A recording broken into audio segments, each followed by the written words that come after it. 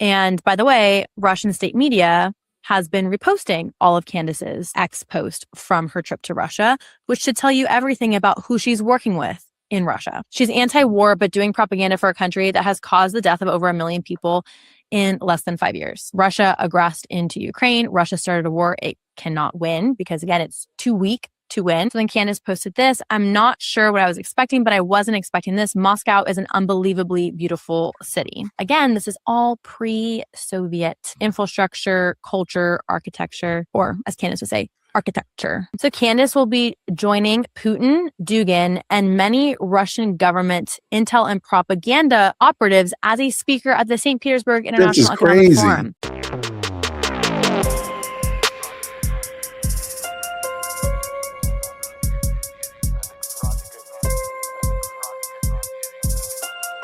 Dominique Hoffman talked about what's going on with Candace as it relates to all these shenanigans with Russia.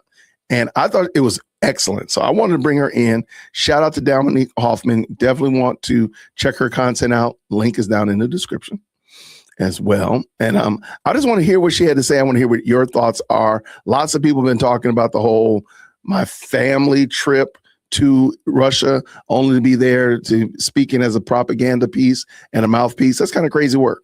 So let's see what Dominique had to say, ladies and gentlemen, boys and girls. Dominique, come on up here to the front of the church. All right, let's go. Welcome back to my channel. My name is Dominique Hoffman, and in today's episode, we will be looking at the brazen Candace Owens and her current trip to Russia. She primed her audience last week saying that she was going on a family vacation to Russia, a place that she claims has been spiritually calling her. She's going to this Christian Mecca. I had no idea. I've never heard anybody say that Russia was I've never heard anybody say Russia was Christian, much less like a hot spot for Christianity. That is some crazy work. I've never heard that before. And I believe she said it though.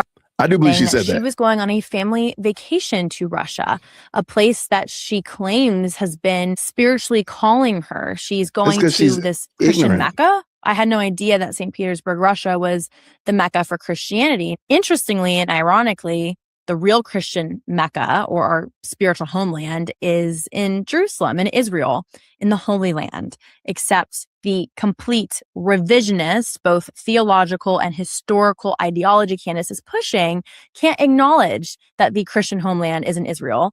So she's framed it as St. Petersburg, Russia. And Tucker Carlson, Steve Bannon, and others have also bandwagoned and helped propagate that idea. So Candace told her audience this past week that she was going on a family trip to Russia. And she primed her audience, she gaslit her audience into believing that the GOP and others would say that this is a propaganda trip. She goes, just wait for it. I can hear the critics saying this. Yet, what has Candace Owens done? She has been interviewed on Russian state media, which is sanctioned by the United States, and she is set to speak at the St. Petersburg International Economic Forum alongside Alexander Dugin, the father of fourth political theory, which is the underlying worldview of the new right, of the woke right, of Tucker Carlson, Candace Owens, Steve Bannon, Marjorie Taylor Greene, this idea that the United States is actually a subversive evil in the world. And the only solution is for the United States to voluntarily step down from being the sole global hegemonic power and power share in a multipolar world where we could see Russia and China and Iran rise to multipolar status. Now, the issue with that is that all of these countries don't have the capabilities economically, militarily to rival the United States in any conventional or meaningful way.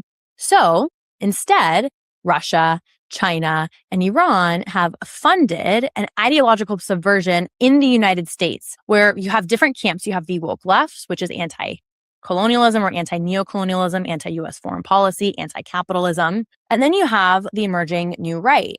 The party that used to be pro-military, the GOP, is now divided by a group of people, especially young people, who also, like the neo-Marxists on the left, believe that our military is a subversive evil in the world.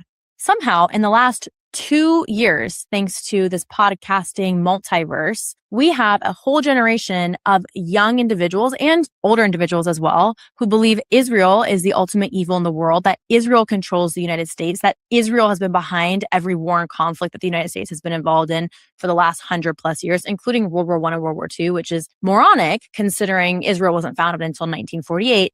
So we have the boogeyman, which is the Jews, Israel, the globalists, the Zionists, and the neocons. And now the party that used to celebrate the 4th of July, they used to celebrate Memorial Day, who used to scream courtesy of the red, white, and blue at the top of their lungs, is now the party that is anti-US military, anti-war, pro-isolationism, and quote, America first. But to be clear, Alexander Dugin and fourth political theory is anything but America first. It's actually America last. And by convincing close to almost, I would say, half of the GOP that our presence in the world is an evil force and that it's a zero-sum detractor from our American way of life here at home, meaning wars abroad mean that our way of life is actually lesser than at home, has shifted the Overton window, the policy window on U.S. foreign policy and intervention. Now, why is this a bad thing? Well, as I mentioned, Russia, Iran, and China cannot rival the United States in any meaningful way. So instead, the tactic has been ideological warfare. And unfortunately, I think they're quite successful. Why this ideological warfare? So they're playing a long game. If they can get half of the GOP to elect an isolationist president who wouldn't have strong foreign policy or strong international trade policy, that would allow for Russia and China and Iran to rival the United States in a threatening or meaningful way. That, in combination with the left, which is largely anti-America to begin with, would allow for there to be multipolar global power sharing. But again, not because the United States was rivaled in any meaningful way by these countries, but because ideologically, from within, you would have an electorate and a polity that doesn't see value in the United States being the sole global hegemonic power. And why don't they see the value in that? Well, because we have generations of young men and women who have lived privileged lives here in the United States, who've never left the United States, who are only told about how bad the United States is by propaganda funded by Russia, Iran, and China. And yet they've never been to a different country. They have absolutely no idea what the quality of life, even in a Western country in Europe, is like compared to the United States. Okay, I'm going to jump in. I think part of the problem is, and I do think, as many people have said, I think she's right. I do think that that's what they're doing, but I don't believe that they're as successful as people think they are. I think the problem is, in my opinion, the problem is that we live in a society now where people are spiritually bankrupt. They're spiritually missing the point of the blessing of where God has put you and say, hey, we are here in the United States and this is a blessing to be here. You know, we're praying for this success of this country so that we can be a continued influence abroad. But because of that, we've totally lost the plot. And we've allowed all these other things, which I do believe she's correct, to seep in. And because we spiritually have lost our way as Christians, as the people of God have lost our way, we've lost focus off of who our actual king and who is actually ruling and reigning over us. We've totally lost that. So we look at 1600 Pennsylvania Avenue. We look at the Gold Dome in your city hall and such of that nature, rather than look to Christ. So therein is the problem. I think the fact that we've lost who's actually running the show. And I think that's the problem. And so let us keep this going. Shout out to Dominique Hoffman. The link is down in the description as well. Shout out. Let's go. Abraham Lincoln said, if the United States falls, it will be because it falls from within. And that seems to be a very, very true warning for the time that we are in right now. So to be clear, Candace Owens is an agent for Russia. Now, if she's being funded, I have no idea. I'm going to greatly speculate because we've also seen almost a flip of the switch ideology from people like Tucker Carlson, Candace Owens, Marjorie Taylor Greene, even Thomas Massie. And I find it so interesting that this ideological flip happened in a post-October 7th context, which was this window to radicalize the American people, especially at the end of Joe Biden's really horrific presidency, where there were a lot of grievances amongst the American electorate and amongst the GOP. Yet President Trump has had an incredibly successful second term. He's addressed many of those grievances. And so what we're seeing is a hyperfixation on Israel, a paranoia with Israel, a paranoia that the culture has been subverted by the Jews because they seek to corrupt Christianity. Notice how Candace Owens, Tucker Carlson, Steve Bannon, no one has championed the policies of President Trump. Even someone like Megyn Kelly, who in a recent interview said that she would still vote for President Trump, they hyperfixate on the Israel issue. And that's why we saw Thomas Massie lose his seat, because it turns out Kentucky's 4th congressional district doesn't actually care that much about how horrible Israel is. And yet that is the way the party is moving. So let's look at Candace, tell her audience why she's going to Russia. And again, this sounds very similar to Tucker Carlson. May I remind you, he went to Doha and spoke at the Doha Globalist Leaders Forum, despite the fact that he uses his platform to consistently manufacture a moral outrage for globalists. As a Christian, as a conservative American Christian man, as a godly man, he's just absolutely outraged by the evils of globalism. But then he'll go to Doha and speak at the Doha Globalist Leaders Forum, talk about how amazing Sharia law is. Look at how beautiful Doha is. Look at how orderly and clean it is.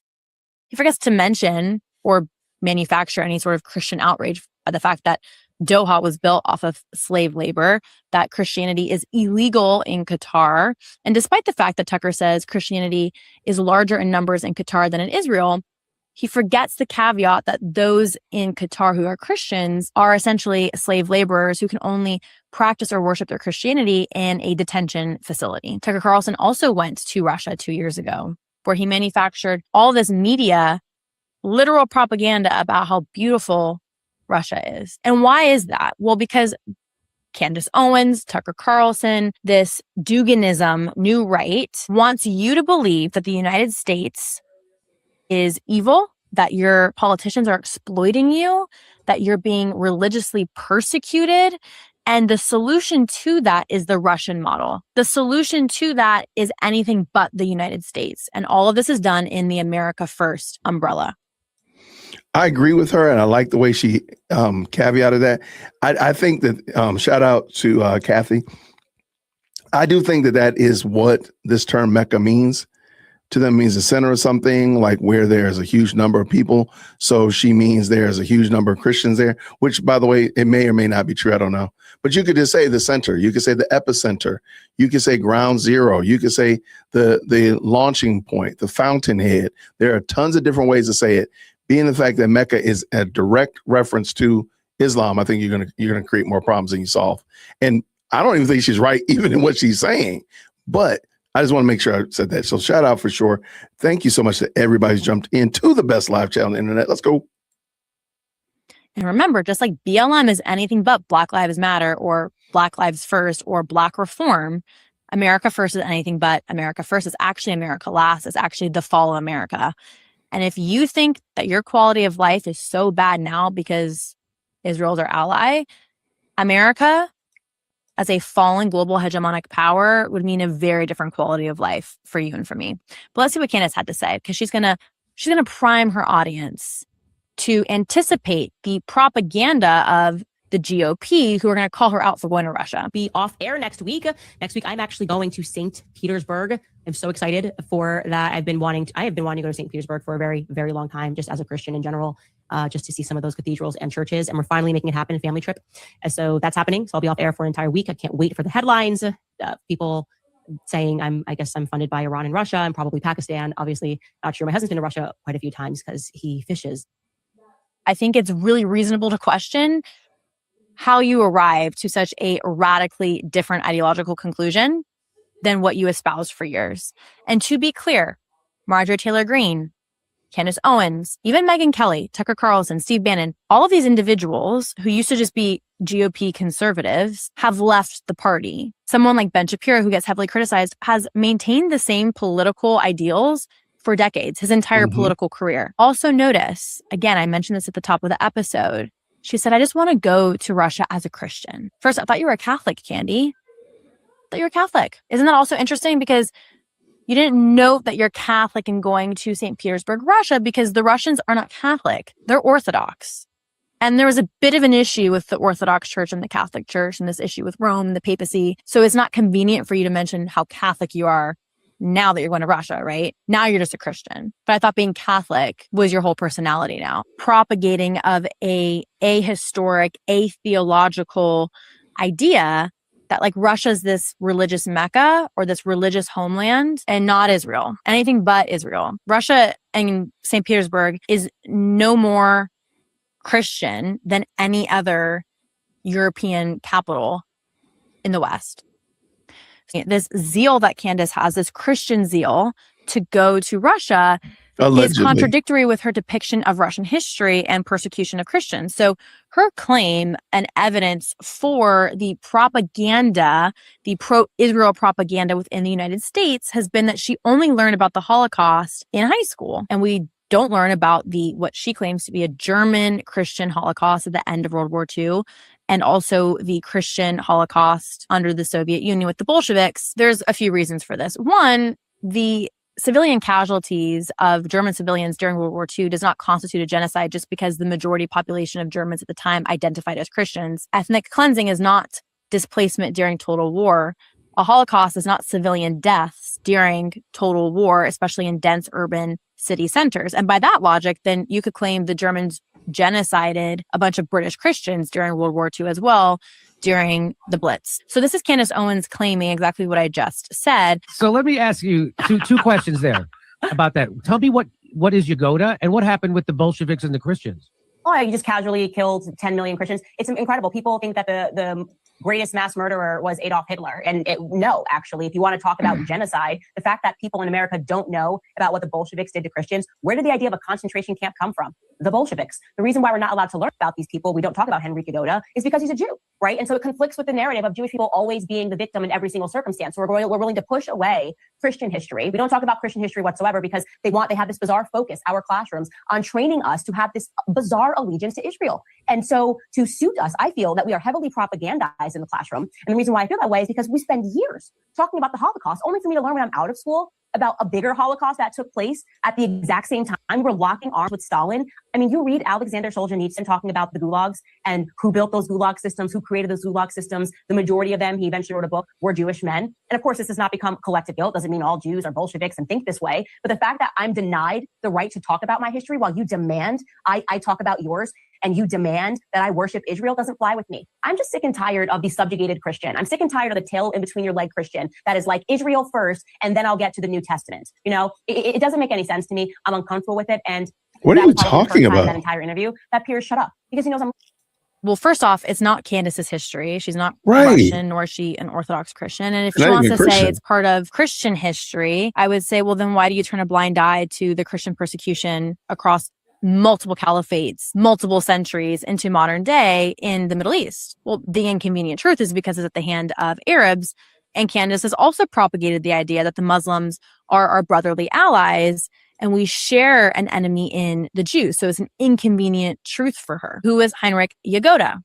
He was one of the leading architects of Stalin's early terror system and was the head of the Soviet secret police and the Great Purge as it reached its peak. There was immense amount of internal dissent after the Bolshevik Revolution in those interwar years. He was, in fact, born to a Jewish family. However, he joined the Bolsheviks during the 1917 revolution. So by virtue of him being a Bolshevik, he was not a religious Jew. He rose through the Soviet security apparatus, and he served as the head of the Soviet secret police from 1934 to 1936. He was part of the expansion of the Gulag labor system, was in charge of arrest, executions, and political repression during Stalin's consolidation of power. He did construct a major forced labor project, including the White Sea-Baltic Canal construction, built largely by Gulag prisoners under horrific conditions. And he did persecute religious groups, including Orthodox clergy and other believers, including Jews. He eventually was actually replaced by Stalin, and he was arrested during the Great Purge, and then he was executed in 1938. But Yagoda was one person. in Stalin's security apparatus. He was acting at the instruction of Stalin. Again, the forced labor camps were for those who politically dissented and were therefore enemies of the Soviet state, not because they were religiously Christian. And again, there was no discrimination. Whether you were Christian or Jewish, you were an enemy to the state because under Marxism, religion is the enemy. Capitalism is the enemy. It is inherently an atheistic political worldview. But claiming that Yagoda himself was essentially Hitler is absolutely stupid.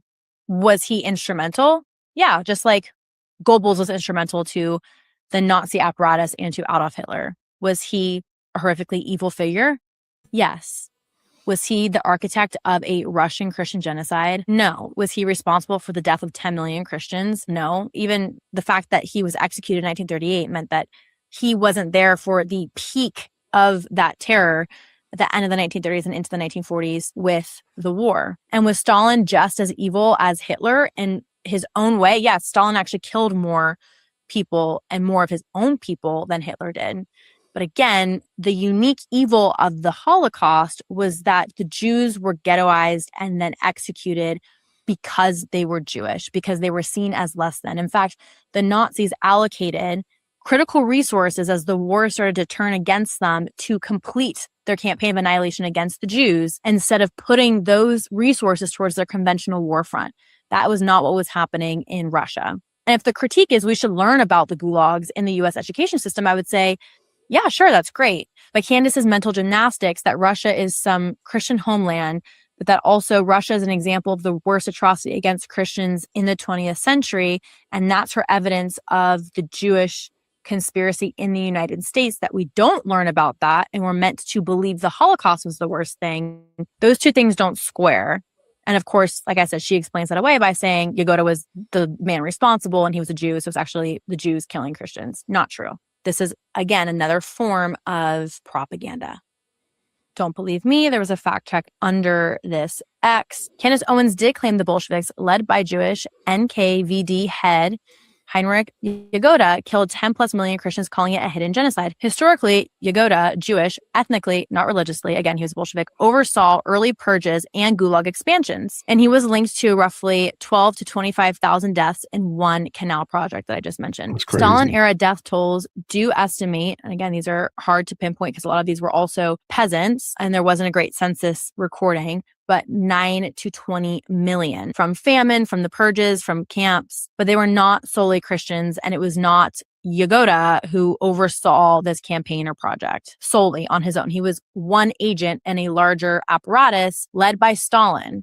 It says the claims were exaggerated, and they exaggerate Yagoda's role. The Bolsheviks were anti-religion. They targeted many faiths. Diverse historians debate exact figures.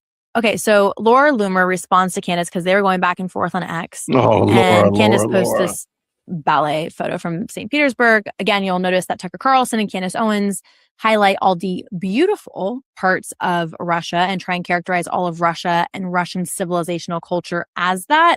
If you were to go a few minutes outside of the St. Petersburg city center, you would see a bunch of Soviet-era compounds, which are a lot less beautiful. I really wish someone would go to Russia and show that side of things, but that's neither here nor there. Laura Loomer said, Candace, nobody cares if you vacation to Russia. Russia looks like a beautiful country. The issue is you appear to be working with multipolar state actors to create chaos in the U.S. on behalf of another country. That's what people are concerned about. Multipolar state actors, I don't even think is the accurate term here. We don't actually live in a multipolar world. The axis of chaos, meaning China, Russia, and Iran, would love if we lived in a multipolar world. If we actually lived in a true multipolar world, a country like India would likely be a multipolar state actor. The axis of chaos wants to run an ideological multipolar world order, an anti-Western world order. Because in all actuality, if we were reorienting the global order based off of capabilities and economies, Iran would never even be near the top of that. Yet Iran ideologically is vying for this. So at the very core of all of this, Russia, Iran, they're too weak. They're paper tigers to actually lead the world globally. But ideologically, multipolar essentially means anti-Western and a desire to see the fall of the United States as the sole global hegemonic power. Enjoy the ballet, but stop pretending like you are on an innocent vacation to Russia. I practically predicted your every move before it even was discovered that you were speaking at a state-sponsored conference with sanctioned Russians who are trying to undermine President Trump and destroy MAGA. It's not even President Trump and MAGA, it's the West at large, and specifically the United States. You seem to think some of us are as dumb as you and your cult follower viewers. So then Dugin said the term multipolar begins to sound like the radical insult for some people. That says much about racist and hegemonic intentions of those who use it in a pejorative sense. In the reality, the unipolarity and its open or hidden defense is a crime. His English sucks. But the fact that Dugin even speaks English is evidence of U.S. global hegemony. So thank you for participating in U.S. global unipolarity by speaking to us in our language. Ever wonder why you can travel to some random remote corner of India and someone likely speaks English? It's because as the sole unipolar power, the United States not only leads the world with the strongest military, the strongest economy, but also culturally. Hollywood, for example, is a mechanism of U.S. soft power influence. The fact that Friends and The Office is viewed around the world is evidence of that. The fact that Alexander Dugin, a Russian, speaks English, evidence of that. Alexander Dugin just hate us because he ain't us. But okay. So now let's look at some of the tweets that have come out from Candace Owens. So all of this propaganda. And by the way, Russian state media has been reposting all of Candace's X post from her trip to Russia, which should tell you everything about who she's working with in Russia. She's anti-war, but doing propaganda for a country that has caused the death of over 1 million people in less than 5 years. Russia aggressed into Ukraine. Russia started a war it cannot win because, again, it's too weak to win. So then Candace posted this. I'm not sure what I was expecting, but I wasn't expecting this. Moscow is an unbelievably beautiful city. Again, this is all pre-Soviet infrastructure, culture, architecture, or as Candace would say, architecture. And then she also tweeted that same day, I'm starting to understand why the talking heads panic and shout and lie about, quote, Russian collusion when they learn an American with a platform is traveling here. It's Plato's allegory of the cave. God, she's so insufferable. Like, she thinks she's truly so brilliant. It is genuinely shocking how clean, beautiful, and ordered this city is. It is so far removed from media depictions. Sounds like something someone else said. Oh yeah, Tucker Carlson. It's so clean. I've never seen anything like it. It's beautiful. It's orderly. It's clean. That's literally state propaganda. That is pro-Russia rhetoric. Or again, as Candace would say, rhetoric. Okay, so again, Candace is in Russia. She hates Israel because those who start wars are evil. Yet when Russia starts wars, it's not evil. And again, that inconvenient truth about Ukraine, we're just going to completely ignore Ukraine. Ukraine is full of a bunch of Orthodox Christians as well. Crazy, she doesn't seem to care about those Christians. As Laura Loomer pointed out, she's on a full campaign in Russia. So Russian state-directed Zargrad TV, sanctioned by the United States, announces that Candace Owens has been interviewed by a spokesperson from the Russian Orthodox Church, which is controlled by Putin. Everything is state-controlled. The media, clergy. It will soon be released on TV.